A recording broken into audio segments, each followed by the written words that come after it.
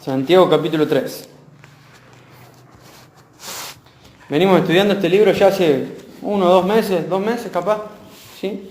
Y venimos aprendiendo cómo debería ser la vida de un verdadero hijo de Dios, ¿sí? Hoy en día cualquiera puede llamarse cristiano, cualquiera puede llamarse hijo de Dios. Lo hemos escuchado, lo escuchamos todo el tiempo, ¿o no? Sabemos que hay gente que nos dice, o familiares, no, pero yo creo en Dios. Lo escuchamos todo el tiempo, o en el trabajo, o en la escuela. Suele ser como una habla común decir, yo creo en Dios.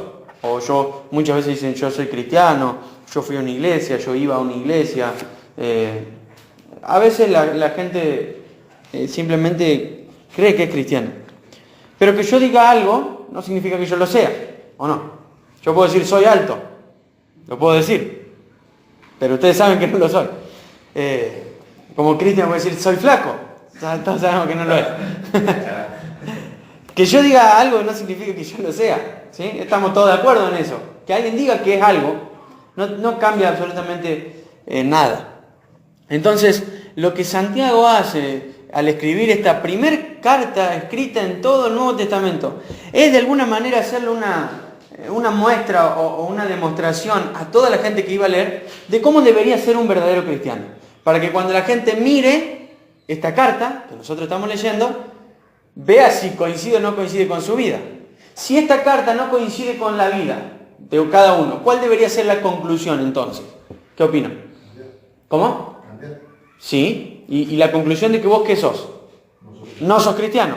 Y si vos ves tu vida y ves la carta y ves que hay algo como que va queriendo, podés a la vez estar seguro de tu salvación o confiado en tu salvación, ¿sí? Entonces, esta carta nos sirve como una radiografía, como una ecografía a nuestra propia vida espiritual para saber cómo nosotros estamos viviendo, ¿sí? Entonces puede ser que nos encontremos con cosas y decir, opa, yo esto no, la verdad que esta me la llevo a marzo, no es así como es mi vida. Y puede servirnos y alentarnos para enderezarnos, ¿no? Si no estamos si se están perdiendo el estudio de esta carta, se están perdiendo la radiografía que Santiago ofrece. Santiago era, como hemos dicho ya, el pastor principal de ¿qué iglesia? De la primera iglesia cristiana que estaba en la ciudad de Jerusalén, ¿sí? Tenía 2 ayudantes ahí en el pastorado, que era Pedro, nada más y nada menos que el apóstol Pedro, y Juan, el apóstol Juan, el que escribe Apocalipsis, Juan, 1, 2 y 3 de Juan, más o menos el consejo pastoral. Santiago, el hermano del Señor, el apóstol Pedro y el apóstol Juan. Entonces, sabemos que esta carta tiene un carácter pastoral. ¿Qué quiere decir? Que está escrita con el deseo con ese amor para que la gente entienda o para que la gente cambie. Al punto que, por ejemplo, en el versículo 2 del capítulo 1 dice, amados hermanos. En el versículo 1 del capítulo 2 dice, ¿qué? Mis amados hermanos. Miren lo que dice el versículo 14 del versículo 2. Amados hermanos. ¿Y qué dice el versículo 1 del capítulo 3? Amados hermanos. ¿Ven? Es una carta dirigida a cristianos, a gente que profesaba creer en Jesús.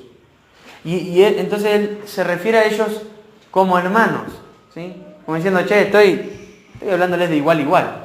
Pero siempre, en las 4 veces que les mencioné, el término hermanos está después de otra palabra. ¿Qué palabra? Amados, ¿sí?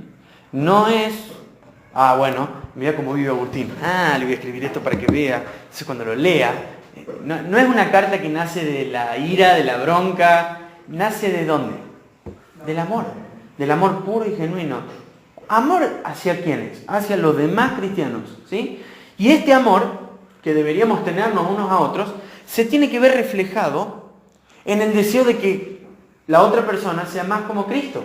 ¿Se entiende? Por eso Santiago escribe todo esto. Por eso va a mencionar temas como hemos visto ya con respecto a la prueba, con respecto a la sabiduría, con respecto a la tentación, con respecto a escuchar la ley, con respecto a no mostrar, ¿se acuerdan?, preferencias con otras personas, a esto de decir que si la fe no tiene obras está muerta. Lo hace no para decir, vean cómo son un desastre, no, sino que él ama a la congregación que lo está escuchando. Ama a estos cristianos que están dispersos por todo el mundo, y como los ama, lo natural que va a fluir de él es su deseo de que ellos cada día sean más parecidos a Jesús. ¿Sí? La preocupación máxima de cada uno de nosotros en la iglesia tiene que ser este deseo de que cada uno sea como Cristo. ¿Sí? Poppy hace poco enfrentó algo que el apóstol Pablo mencionó, Caro hace un poco más y Marina hace bastante más. Que él dice, hijos míos, le dice Pablo a la iglesia, por ustedes sufro dolores de parto. ¿Cómo me lo cuentan el dolor de parto, chicos? Poppy, vos que estás recién ahí saliendo de... hermoso, es feo. Y Pablo dice, por ustedes sufro dolores de parto. Y dice, hasta que Cristo sea formado en ustedes. Miren ese amor del apóstol Pablo, deseando que las demás personas sean más como Jesús. Y sufriendo para que los demás sean como Jesús. Entonces, toda carta que tenemos en el Nuevo Testamento nacen del amor de un pastor, de un líder, a su congregación, a sus amigos, a sus hermanos, como los menciona, para que sean más como Cristo. ¿Sí? Y hoy vamos a hablar de un tema que aparece ahí en el versículo 1 del capítulo 3, en su título, que dice, vamos a hablar sobre el control de la lengua. ¿Qué? El control de la lengua. Hoy vamos a hablar un poco de el habla que debería haber entre nosotros. Pero antes, le voy a pedir a Alan que busque el Salmo 34:13. Le voy a pedir a Nahuel que busque el Salmo 39:1. Le voy a pedir a Cristian que busque el Salmo 52:4. A Sabri que busque Proverbios 6:17. A Caro que busque Proverbios 17:20. A Bonahuel te dije el 39:1. Checho, Proverbios 26:28. Gustavo, Proverbios 28:23. Y Víctor, Isaías 59:3. ¿Alguno se olvidó el pasaje que le... 17:20, Proverbios 17:20. Si no es 54:3, No, 52:4. Calado. 34:13, 39:1, 52:4, Proverbios 6:17, Proverbios 17:20, a Checho Proverbios 26:28, Gustavo Proverbios 28:23 y Víctor Isaías 59:3. ¿Sí? Bien, los vamos a ir leyendo. Termina Alan, sigue Nahuel, después Cristian y así como los mencioné. Vamos. Entonces, refrena tu lengua de hablar el mal y tus labios de decir mentiras. Tendré cuidado con lo que hago, no pecaré en lo que digo. Refrenaré la lengua cuando lo que vive sin Dios han de ser. Te encanta destruir a la gente con tus palabras, mentiroso. Los ojos activos, la lengua mentirosa, las manos de derramadoras de sangre inocente. Claro. El corazón retorcido no prosperará, la lengua mentirosa levanta violencia. La lengua mentirosa odia a sus víctimas y las palabras aduladoras llevan a la ruina. A fin de cuentas, la gente aprecia la crítica sincera mucho más que la adulación. Las manos de ustedes son manos de asesinos y tienen los dedos sucios de pecado. Sus labios están llenos de mentiras y su boca vomita corrupción. Bien. ¿De qué nos hablan casi todos estos pasajes? Más o menos lo mismo, ¿no? Vemos, le da más al habla o a la lengua, le da más a cómo es nuestra manera de hablar, ¿sí? De decir. Y vemos que, le quería mostrar un poco para que vean que no es un tema que dice, Santiago dice, en el Antiguo Testamento no se habla de esto, voy a meter un tema nuevo, así, algo, quiero escribir algo innovador, algo novedoso. ¿Y qué pasa? No, vemos que en todo el Antiguo Testamento les mencioné algunos pasajes de muchos otros que mencionan acerca del habla, que hablan acerca de cómo es el uso de nuestra habla. Y Santiago va a hablar de esto. Y comienza a partir del versículo 1 diciendo, amados hermanos, no muchos deberían llegar a ser maestros en la iglesia, palazo, porque los que enseñamos, se mete ahí adentro de la bolsa, seremos juzgados de una manera más estricta. Ahora les hago esta pregunta, ¿por qué creen que Santiago está diciendo esto?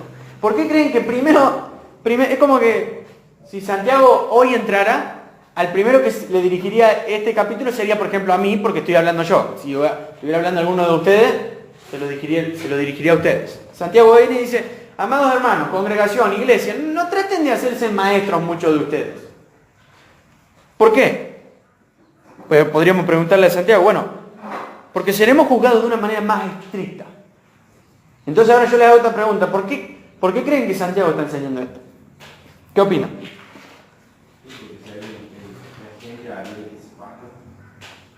Bien. Sí, porque si yo enseño algo malo, estoy llevando bien a la gente, sí. Para que los maestros que quieran enseñar tengan en cuenta esto, que van a ser doblemente juzgados. Sí. La pregunta que uno surge naturalmente es ¿por qué? ¿Por qué vamos a ser doblemente juzgados? Y quiero explicarle rápido, sigo. Para que se cuiden, sí. Y quiero explicar bien el por qué. La Biblia enseña que cuando yo hoy acá estoy parado frente a ustedes con la Biblia abierta, yo estoy hablando de parte de Dios. ¿Se entiende? Es la responsabilidad y el cargo más alto de la historia de la humanidad. Porque vos sos representante de Dios en este lugar donde estoy yo. ¿Sí? Las piernas me deberían temblar más. Porque Pablo dice que nosotros predicamos delante de Dios y de parte de Dios. Y también dice que somos, y también dice que somos embajadores de Dios. ¿Qué quiere decir? Que el que está predicando la palabra está hablándole a la gente, ¿sí? En nombre de Dios. Y si lo que yo digo es algo incorrecto, es algo erróneo, es algo falso, ¿a quién estoy tildando de falso, de erróneo y de mentiroso? A Dios. A Dios. Ese es el primer problema por el cual Santiago dice van a ser doblemente juzgados. Pero hay un segundo. Es de que yo puedo estar hablando de algo o predicando de algo y a la vez ustedes saber, porque conocen mi vida, que no cumplo absolutamente con nada de lo que estoy predicando. Una cosa es que yo esté luchando con eso, pero otra cosa es que yo esté nadando en el pecado de eso. ¿Se entiende? Podría yo predicarles acá, por ejemplo, acerca del adulterio, de que no hay que ser adúlteros. Y ustedes saben o conocen algún caso mío, por ejemplo, de inmoralidad sexual. Eso sería un doble juicio para mí, porque yo lo estoy predicando, pero a la vez yo lo estoy rompiendo. ¿Sí? Entonces, también por eso vamos a ser doblemente juzgados, porque nosotros hablamos de parte de Dios. Pero sabemos que no solo el que predica habla de parte de Dios. No es solo el que predica el representante de Dios. ¿Quién es el representante de Dios en la tierra? La iglesia, el cuerpo de Cristo. ¿Sí? La iglesia es el representante, somos los representantes de Dios en la tierra, porque la Biblia dice que somos el cuerpo de Cristo. Él es la cabeza y nosotros somos su cuerpo. ¿Qué quiere decir esto? Que la gente, el concepto que va a tener de Dios, va a ser el concepto que ve a dónde. En nosotros, en la iglesia. Entonces nosotros también sabemos que vamos a ser juzgados. Vamos a dar cuenta, dice la Biblia, por cada... Ese versículo no lo anoté. Dice, vamos a dar cuenta por cada palabra ociosa, o sea, palabra al vicio, que nosotros digamos. Pero vamos a nadar un poco en este tema. Vamos al versículo 2. Dice, es cierto que todos cometemos muchos errores. Pues si pudiéramos dominar la lengua, seríamos perfectos, capaces de controlarnos en todo sentido. Santiago está diciendo, bueno, ya sé que ustedes no son perfectos, yo sé que se escapa un poco nuestra habla, ya sé, todos cometemos errores, todos, ¿sí? Y si pudiéramos dominar la lengua, miren cómo seríamos, según el versículo, perfectos, sin mancha. Y acá vamos a explicar. Santiago va, como es un pastor y como suele hacer en los otros capítulos, va a dar un poco de ejemplos con respecto a esto. Miren lo que dice el versículo 3. Dice, podemos hacer que un caballo vaya a donde queramos si le ponemos un pequeño freno en la boca. También un pequeño timón hace que un enorme barco gire a donde desee el capitán, por fuertes que sean los vientos. De la misma manera, la lengua es algo muy pequeño, pero pronuncia grandes discursos. Se jacta de grandes cosas, dice la otra versión. Y miren lo que dice el final del capítulo 5. Así también una sola chispa puede incendiar todo un bosque. ¿Qué es lo que primero nos está enseñando Santiago? De que algo muy pequeño, como nuestra lengua, ¿sí?, puede provocar grandes desastres, ¿sí? Entonces, vamos a preguntarnos un poco acá a qué se está refiriendo Santiago cuando dice la lengua. Porque no se está refiriendo a que me corto la lengua y ya está. No. Miren lo que enseñó Jesús. Les recuerdo algo que enseñó Jesús porque es clave para entender esto. Jesús dice que de la abundancia del corazón, ¿qué pasa? Habla la boca. ¿Qué quiere decir esto? Que todo lo que nosotros larguemos con nuestra boca va a ser la manifestación ¿de qué? De lo que hay en nuestro corazón. Todo lo que nosotros expresemos con nuestros labios va a ser siempre lo que hay dentro de nuestro corazón. Dice Jesús, del tesoro del corazón salen las cosas. Y todo lo que nosotros sentimos lo expresamos con nuestras palabras. Si estamos enojados, si estamos tristes, si estamos contentos, todo lo que nosotros somos, si tenemos ira, lo expresamos con nuestras palabras. Si amamos, si odiamos, todo lo expresamos con nuestras palabras. ¿Por qué? Porque de la abundancia del corazón habla la boca. Y fíjense estos ejemplos. Tenemos el ejemplo del caballo. El caballo tiene fuerza, tiene mucha fuerza, pero ¿vieron qué increíble, no? Como el freno de un caballo. Que es algo tan sencillo, son unos fierritos. Y vos tirás del freno, ¿y qué pasa? Se frena. Por eso, buen nombre le pusieron. Y después tenemos el timón del barco. El timón es mucho más grande la comparación, ¿no? Porque si vemos el tamaño de un timón, en la antigüedad eran bastante más grandes.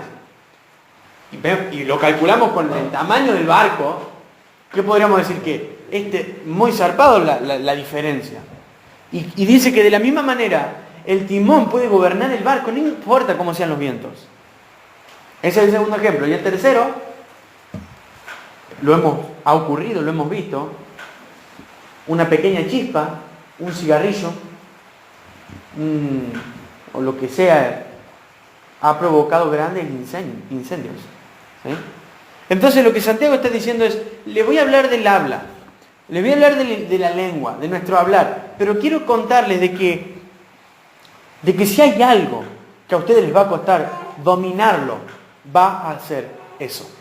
Si hay algo que va a ser difícil, va a ser eso. Pero fíjense lo que dice el versículo 6. Dice que de todas las partes del cuerpo, la lengua es una llama de fuego. Es un mundo entero de maldad que corrompe todo el cuerpo. Puede incendiar toda la vida. Porque el infierno mismo, ¿qué pasa? La enciende. Terrible la descripción que da de la lengua. La otra traducción dice, la lengua es un fuego, es un mundo de maldad. Está entre nosotros y contamina todo el cuerpo, inflama toda la creación y ella misma es inflamada por el infierno. No sé si hay alguna descripción tan dura como para otros miembros de nuestro cuerpo. Santiago está diciendo, la lengua es peligrosísima. Nuestra habla es terrible. Puede dañar, destruir.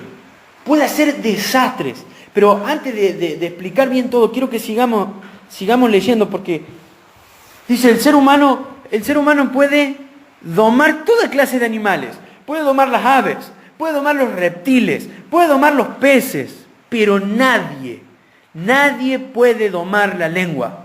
Es maligna, es incansable, está llena de veneno mortal.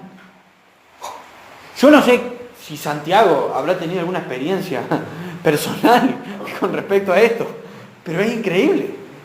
Es increíble cómo yo creo que lo que más debe haber visto como pastor es el daño producido en la congregación. En lo que más él debe haber estado familiarizado es en la destrucción que esto causa. Y Santiago sigue. Uno dice, bueno, ya está, se cansó. No, mire, él sigue. Dice a partir del versículo 9. La lengua a veces alaba a nuestro Señor y Padre, como acabamos de hacer nosotros hoy. Pero otras veces maldice a quienes Dios creó a su propia imagen. Y así la bendición y la maldición salen de la misma boca. Sin duda, hermanos míos, esto no está bien. Esto no está bien. ¿Acaso puede brotar de un mismo manantial agua dulce y agua amarga? ¿Acaso una higuera puede dar aceitunas o una vid puede dar higos? No, como tampoco puede uno sacar agua dulce de un manantial salado. Y acá vemos al final de qué está realmente hablando Santiago. Santiago está diciendo, ustedes son una sola clase de personas. Ustedes son solo un manantial. Y como solo son uno, deberían producir lo que ustedes son, ¿no? Entonces el problema acá al que Santiago apunta es cuando nosotros somos cristianos, pero la gente que nos escucha nunca se entera que somos cristianos. Y al contrario, escucha cualquier otra clase de cosas con respecto a esto. Ahora, yo no creo que acá solamente Santiago esté hablando, por ejemplo, de malas palabras. Sabemos que eso es mal, está mal, queda mal, es parte de la cultura y de la antigua vida que yo tenía antes de conocer al Señor. Acá Santiago va más al fondo. Santiago está metiéndose en el problema eje del habla. Nosotros podemos hacer mucho daño con nuestras palabras. Nosotros podemos decir cosas que lastimen a otras personas. Y que a esa persona hacerle una herida que le puede durar mucho tiempo, hasta años. Y hay un montón de casos de gente que está ofendida o gente que está lastimada porque hace 13 años, 14 años escuchó que alguien le dijo tal cosa y como que nunca se resolvió o nunca lo solucionó y eso quedó ahí, quedó en la nada. Y sabemos que con la lengua nosotros podemos mentir y no hay nada que haga más daño también que la mentira. La mentira destruye. La mentira arruina vidas, arruina familias, arruina un montón de cosas. Podemos, dice Santiago acá, va a un extremo y dice, hasta podemos maldecir a la gente. A lo mejor no diciendo la maldigo, pero sí no deseando su bien. No deseando que conozca al Señor. No deseando que tenga una buena vida. Entonces, todo el tiempo nosotros estamos hablando.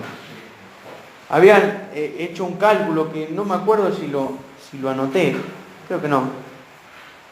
Pero era de cuántas palabras nosotros decimos por día. Y era más o menos como un libro de 50 páginas por día. ¿Sí? Más o menos. Entonces, lo que esta estadística explicaba es que nosotros todo el tiempo estamos hablando. Todo el tiempo hablamos. Nosotros nos comunicamos así. Hablamos. Y la forma de nuestra habla y la manera en la que nosotros hablamos debería sí o sí mostrar de qué clase de reino somos. La manera en la que nosotros hablamos debería ser muchas veces suficiente para que queden claros quiénes somos. No sé si me explico a lo que voy apuntando. No debería ser necesario muchas veces decir que sos cristiano. Debería ser evidente por tu manera de hablar. Y va a ser ahí necesario predicarle a la otra persona. Pero yo me estoy refiriendo a lo que la persona piense de vos.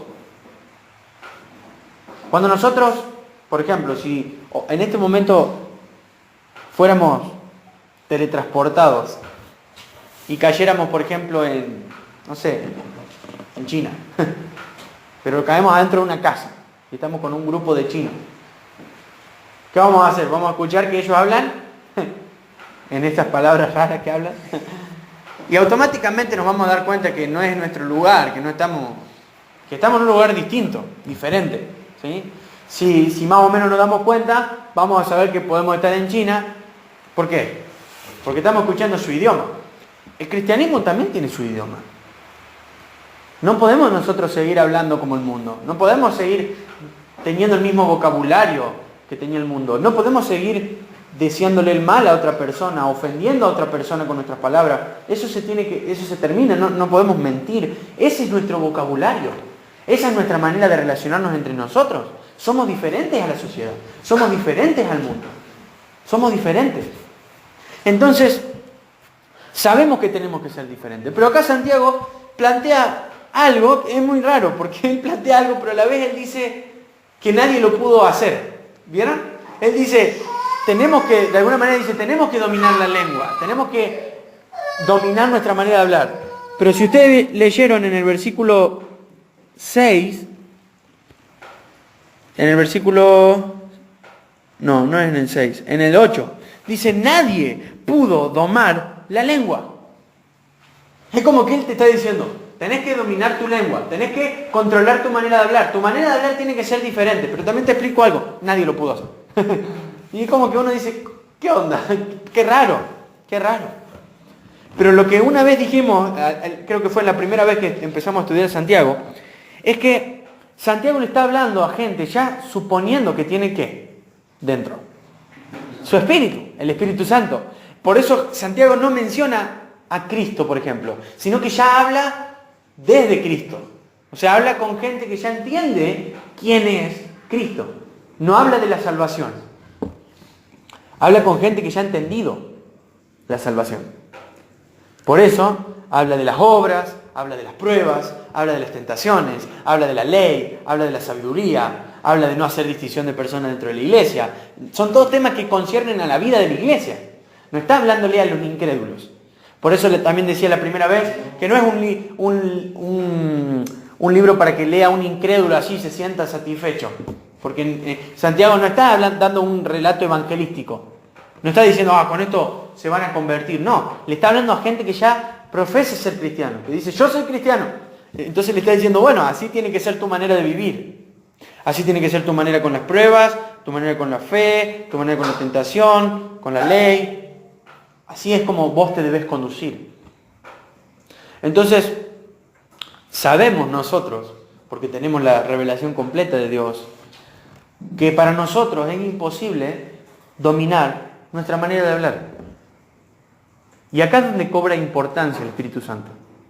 Acá es donde entra la clave. Uno del frutos del Espíritu Santo es, a ver cuál lo relacionaría, a ver quién se da cuenta.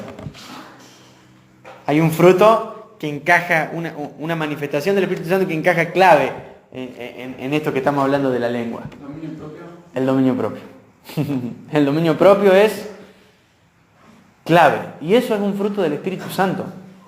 El dominio propio es que vos podés controlarte en situaciones que antes no te hubieses controlado para nada.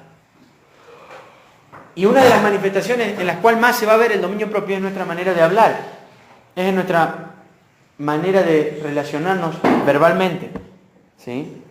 Entonces, sabemos que nadie puede domar la lengua, pero sabemos que hay dentro nuestro una fuerza superior a nosotros, que es Dios mismo, que va a ayudarnos en esto. ¿Sí? Si nosotros quitáramos al Espíritu Santo de nuestra vida, leer esto sería una ridiculez, no tendría sentido, porque estudiaríamos de algo que nadie pudo hacer. Es decir, la lengua, al contrario, sería pesimista, porque te dice que es un fuego de maldad, que es inflamada que inflama la creación, que es inflamada por el infierno. Y te dice, pero nadie la puede domar. Nadie la puede domar. Las características que se da en el versículo 8, que dice que es maligna, que es incansable, nos muestran un poco la gravedad de esto. Porque uno puede decir, qué tema medio anticuado este que estamos hablando. Pero miren, dice a partir del versículo 6, la lengua es de todas las partes del cuerpo, la lengua es una llama de fuego. Es un mundo. ¿Qué es la lengua? Es un mundo entero de maldad que corrompe todo nuestro cuerpo. Punto número 1. Está lleno de maldad y fíjense acá que no apunta a que arruina a las demás personas. ¿A quién arruina? A uno mismo, dice. Lo primero en lo que te perjudica tu mal hablar es a vos mismo, al primero. Una de las cosas, todavía no lo mencioné, porque se van viniendo un montón de cosas, por ejemplo, es el chisme.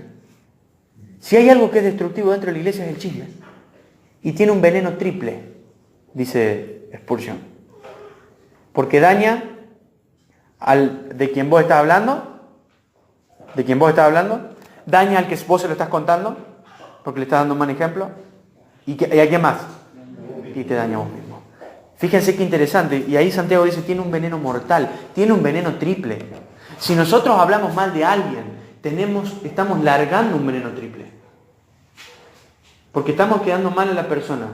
Y no importa si lo que yo digo es verdad, ¿eh? Estamos hablando del chisme propiamente dicho.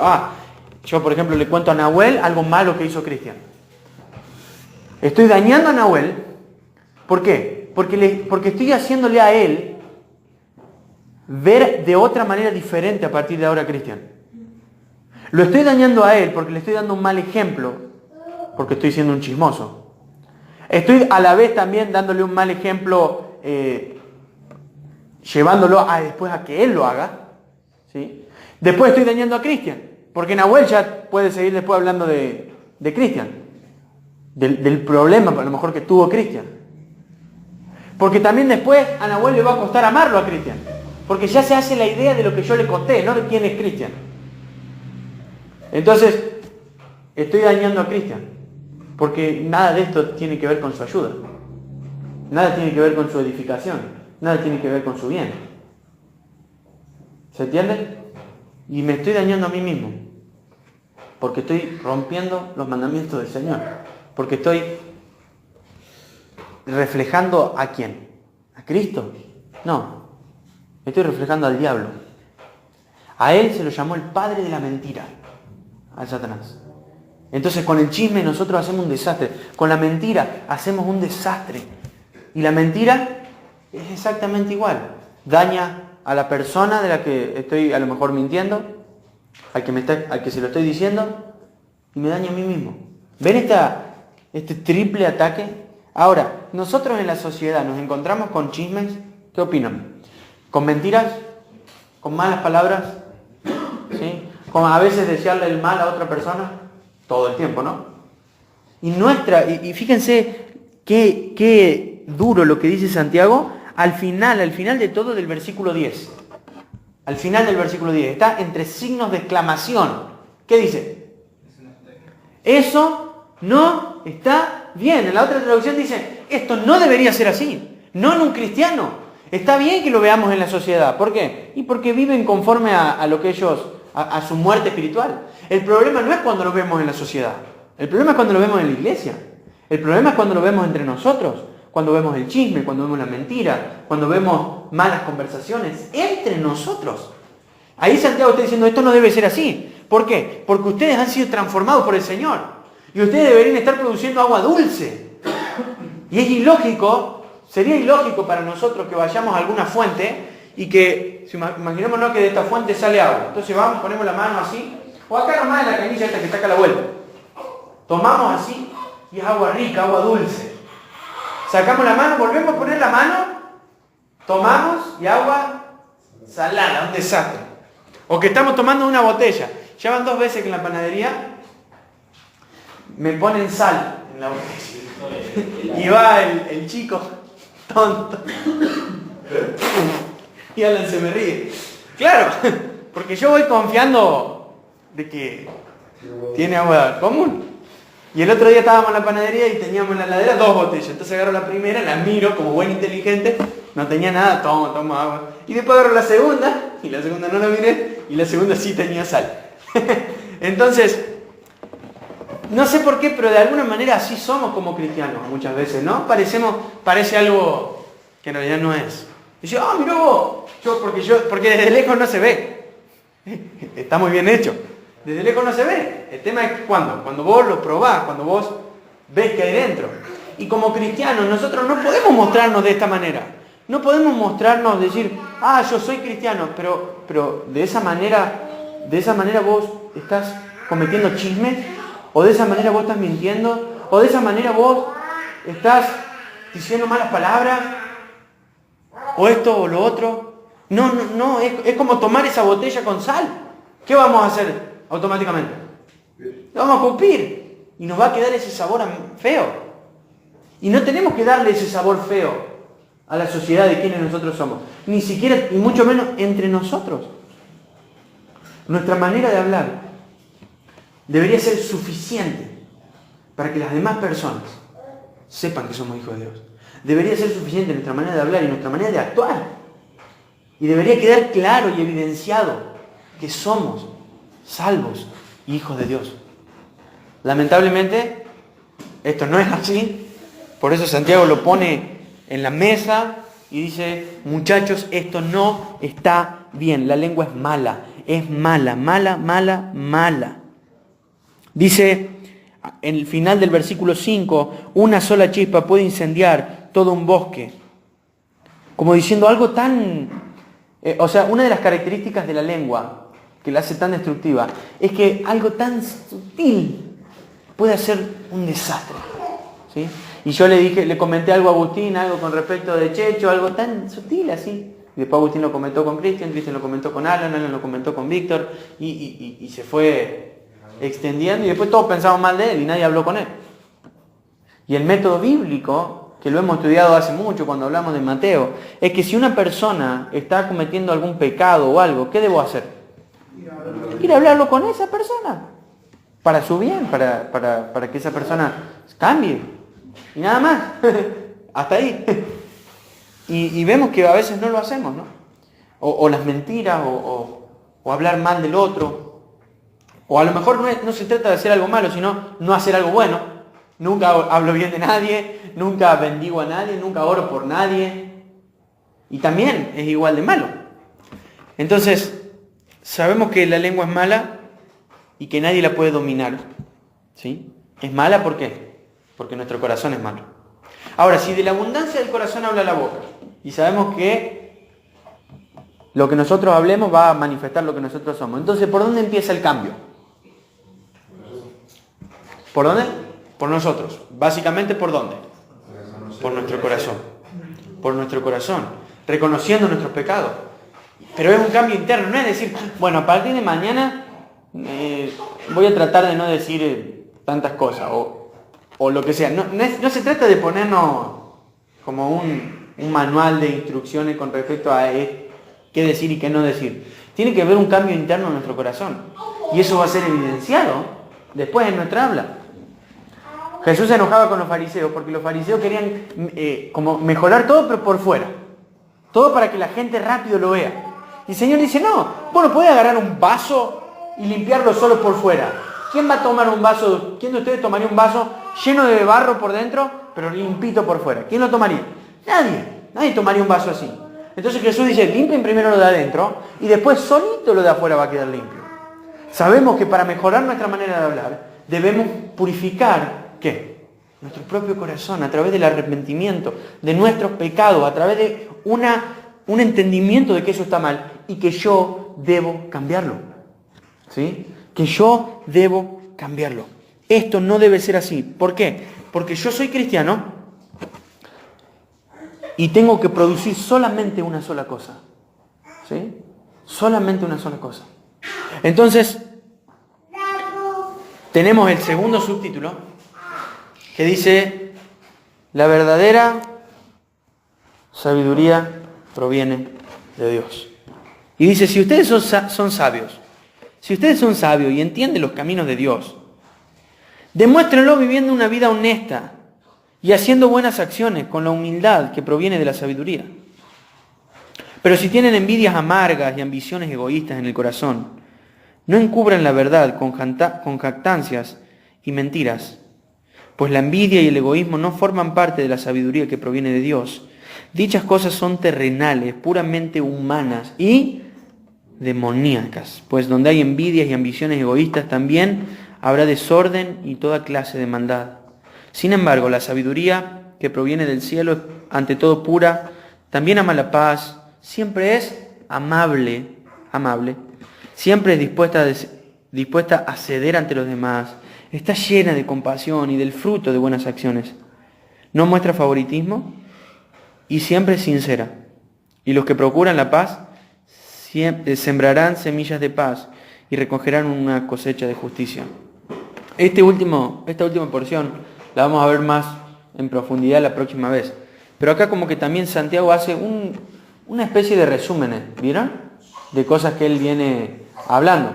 Habla de la sabiduría, ya habló de la sabiduría.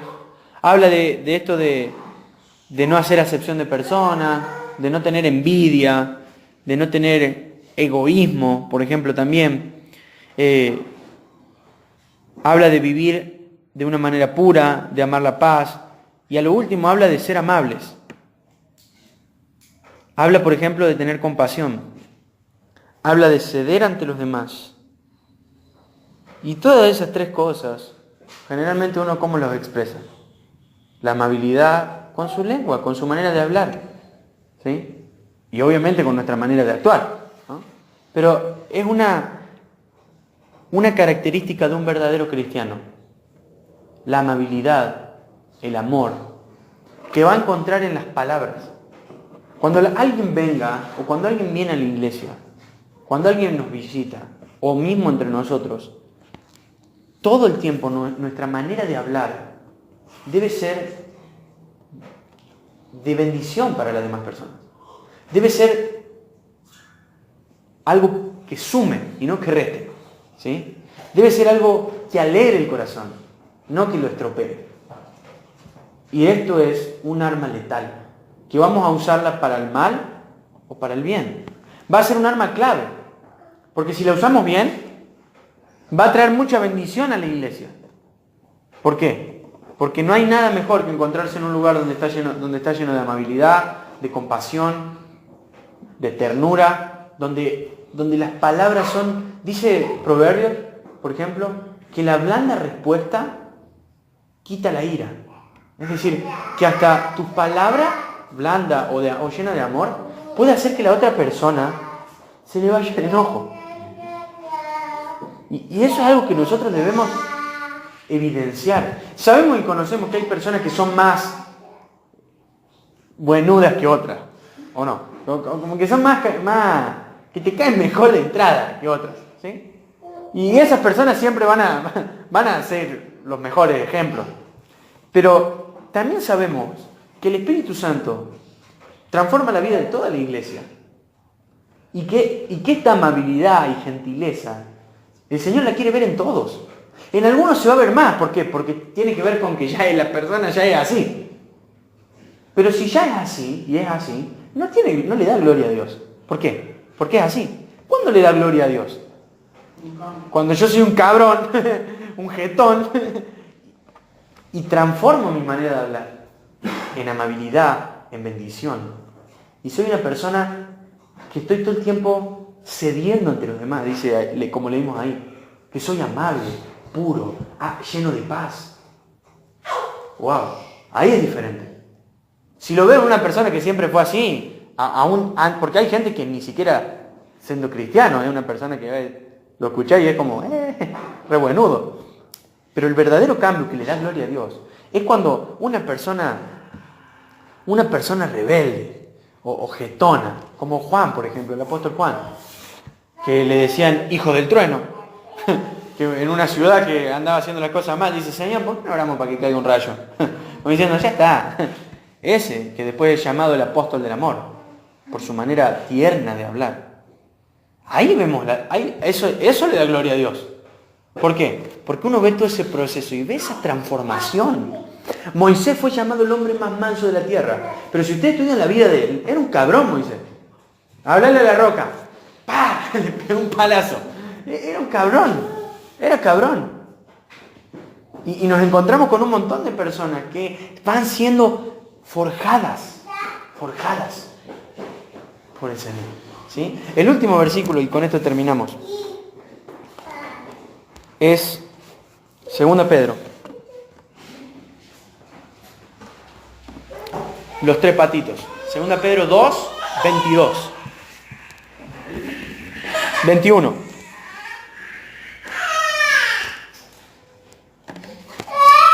Está ahí después de Santiago, tenemos 1 Pedro, 2 Pedro, 2, perdón, 1 Pedro, me parecía raro. 1 Pedro 2,